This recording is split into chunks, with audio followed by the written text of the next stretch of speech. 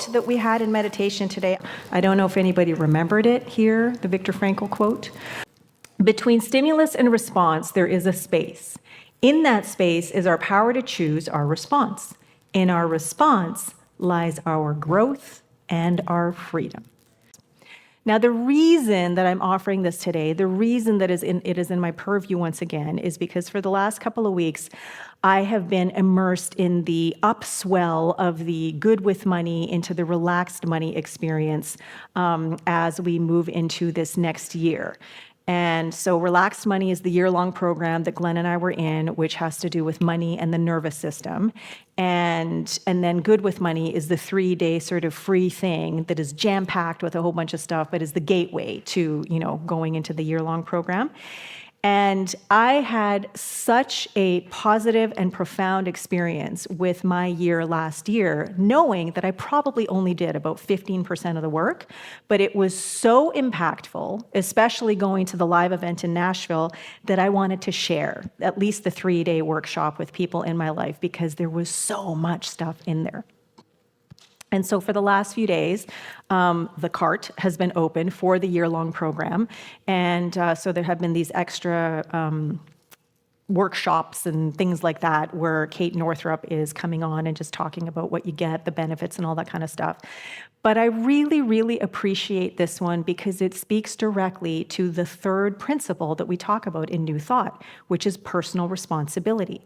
How not only are we always at choice, but we are always choosing, whether we're aware of it or not. And so the work that is ours to do is to get really clear on who's choosing, what level of consciousness is choosing. Are we choosing from all of the external stuff that is going on around us? Are we getting wrapped up in that, in the race or collective consciousness of what everybody else is thinking? Or are we embracing self-reliance? Are we tuning into this knowing, this trust, this faith, this certainty that exists within us, that is the very, very essence of our being? And are we showing up from that and as that? And so it's been really interesting as these days of these extra workshops are going through, and they're not even workshops, they're just conversations trying to get people to enroll. And in the last couple of days, there are some people who have come on to share their experiences that I am familiar with. And 2 of them are our friends, Shayna and Dave. Shayna and I went through this program together. We went to Nashville together.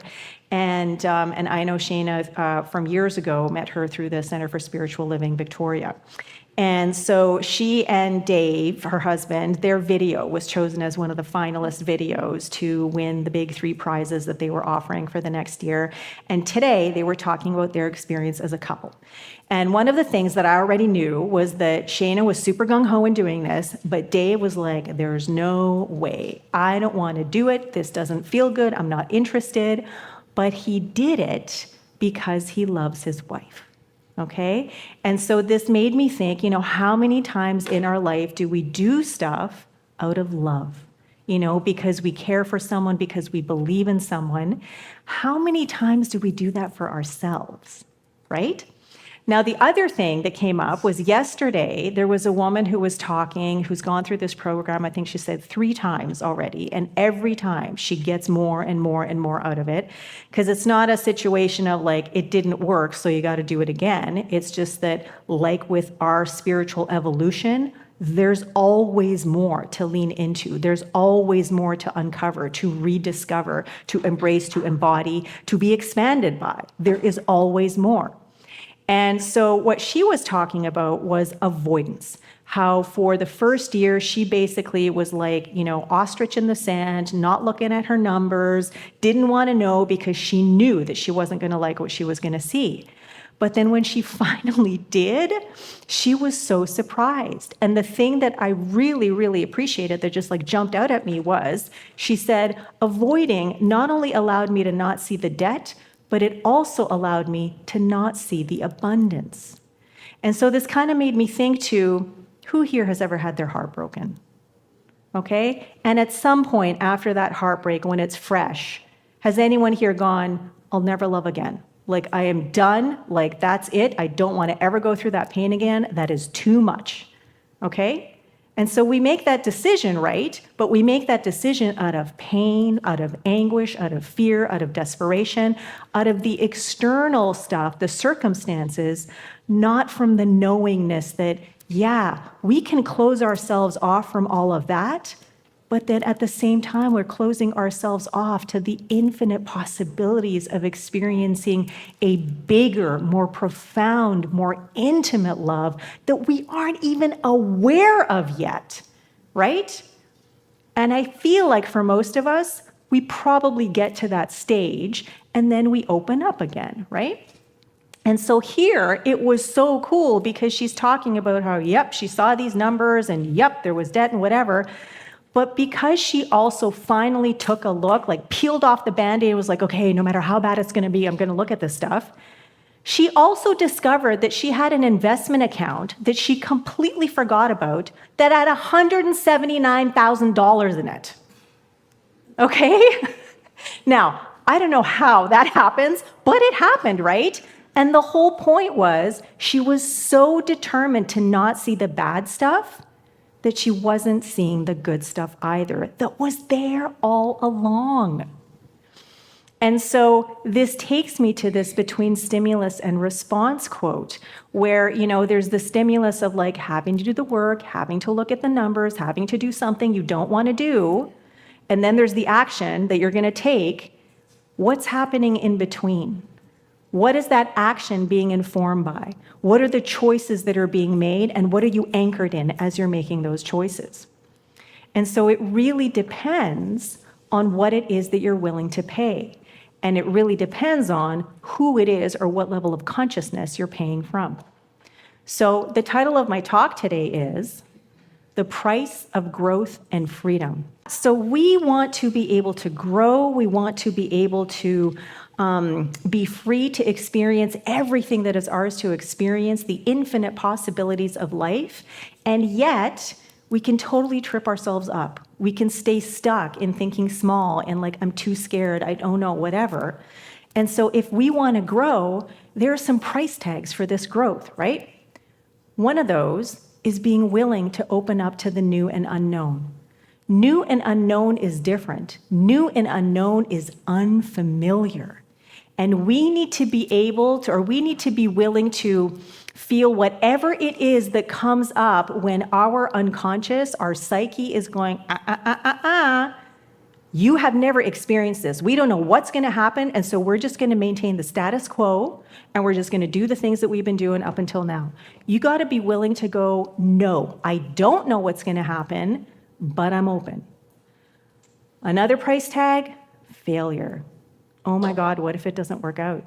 What if I don't get it right? What if this entire thing blows up in my face so badly that I lose someone that I love, that I lose my job, that I lose all my money, that all the time and energy I spent goes to complete waste? What if people think I'm an absolute loser and failure because I couldn't make this one simple thing work? All sorts of stories and ideas, right? But those are just a handful of stories compared to the infinite possibilities that are there. Doubt. I don't know. I've never done it because it's new and unknown and it's different from anything I've experienced. There's this massive possibility of failure, so I'm not really sure if this is something I should even try. Maybe it would just be safer to stay where I am and just go with what I know. Standing out. Oh my God, if I try and if I fail, people are going to notice. People are going to see me. People are going to wonder. People are going to judge. But at the same time, there's also, oh my God, what if I'm successful? Then people are going to see me. People are going to notice. People are going to judge, right? And it's going to be different. I haven't had success before. I don't know what that feels like. I don't know if I'll know what to do with it when it happens. Well, here's the deal. It's all about getting uncomfortable. The biggest price that you have to pay is discomfort. And the thing is that just like a sale or anything in life, because everything is temporary and everything has come to pass, that discomfort is only available for a limited time only. Right? You can choose to stay stuck in it, But ultimately, just like a few moments ago when I asked, anybody here ever experienced a broken heart? I'm never going to love again. You got through it, right? You got through it because there is that in you that is so ready, that is so fully available, that is just so waiting to be unleashed in, through, and as you at any given moment. And when you tune into that, to that knowing, all of that other stuff, all of those other price tags, new and unknown, failure, doubt, success, standing out, they pale in comparison. And then the thing to remember is that it's all temporary. It has all come to pass. That's the negative stuff and the good stuff. Because every single moment, the universe is rebooting itself. Every single moment, so are we. So every single opportunity is like a brand new birth.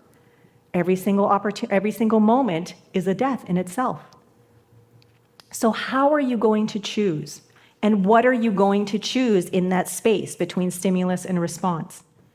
So my question to everybody is, knowing that discomfort is available for a limited time only, how uncomfortable are you willing to get to experience more growth and freedom in any aspect of your life? It could be something small, it could be something big, but ultimately it starts with a choice, right?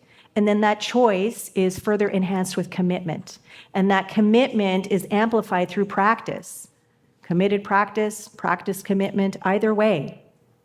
But in the end, we're the ones who get to choose, right? And so how are we choosing? What level of consciousness are we choosing from? And what are you willing to pay to transform from who and what you are right here, right now, in this moment, to the infinite possibilities of the life that you can have, of who and what you can become? Because right there, those are 1, 2, 3, 4, 5.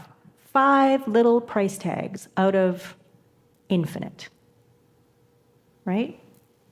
So, how uncomfortable are you willing to get to experience more growth, more freedom, to live, to show up, to fully embody the love you know yourself to be, not just for yourself, but for our community and our world?